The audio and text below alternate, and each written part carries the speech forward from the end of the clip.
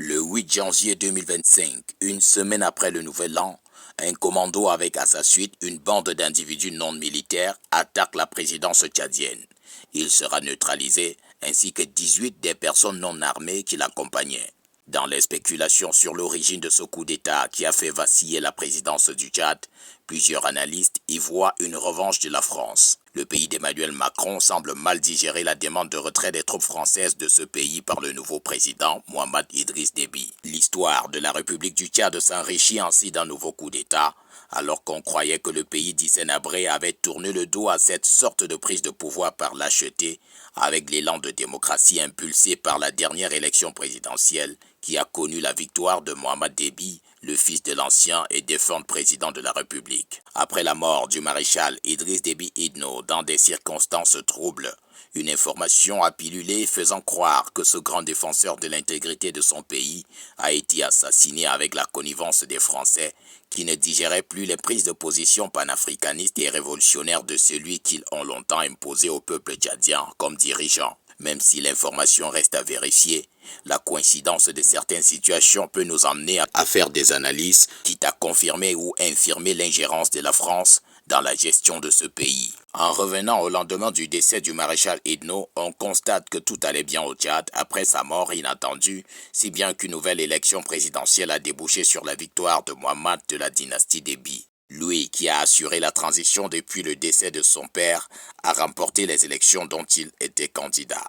Sauf que le nouvel homme fort du Tchad a choisi de marcher sur les traces de son prédécesseur en devenant un dirigeant qui doit révolutionner le Tchad. Et puisqu'une bonne révolution en Afrique passe forcément par une opposition farouche aux velléités françaises en Afrique, il a boudé la France au point de demander le retrait immédiat de l'armée française au Tchad. C'est donc certainement ce retournement de veste qui lui vaut ce coup d'État qui visiblement ne sera pas le dernier de son magistère. Ce nouveau putsch de la présidence tchadienne vient ainsi nous rappeler que nous sommes au continent des Noirs, là où les balles sifflent toujours quand on parle du pouvoir. Ce type de mal s'est tellement enraciné en Afrique qu'on se demande si ceux qui peuplent ce continent sont des créatures de même nature que celles d'ailleurs. Mais il y a une chose qui mérite d'être exposée pour qu'on comprenne que ce ne sont pas toujours les Africains qui initient les coups d'État en Afrique. Cette chose, c'est qu'il y a un pays ici au monde qui sombre sous la cadence des problèmes liés à la gouvernance depuis quelques lustres et qui avait pourtant pris l'habitude de garantir une vie de luxe à ses citoyens grâce aux multiples spoliations qu'il a perpétrées en Afrique depuis les ères des indépendances. Dans ce pays, l'école est gratuite et la couverture santé universelle est assurée pour tous les citoyens.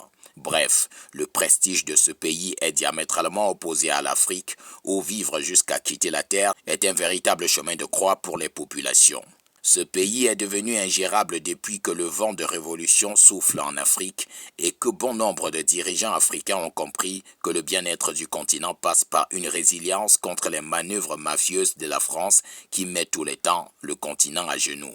On peut bien constater que lorsque la France-Afrique était à son zénith parce que l'Afrique subissait toutes les injustices sans initier des ripostes efficientes, la France était bien plus facile à administrer. L'exploration de la France-Afrique est donc devenue depuis Mathusalem la formule magique des dirigeants français pour gérer leur population en bon président. Voilà pourquoi le projet politique de chaque dirigeant français recèle toujours une partie masquée et orientée vers l'Afrique, la partie de la terre qui doit être exploitée et même vandalisée aux grandes dames de ces populations pour assurer un bien-être absolu aux Français qui ont élu leur président. Ceci peut facilement aider à comprendre pourquoi Muammar Kadhafi a été froidement assassiné et même pourquoi Laurent Gbagbo a été envoyé à la haie.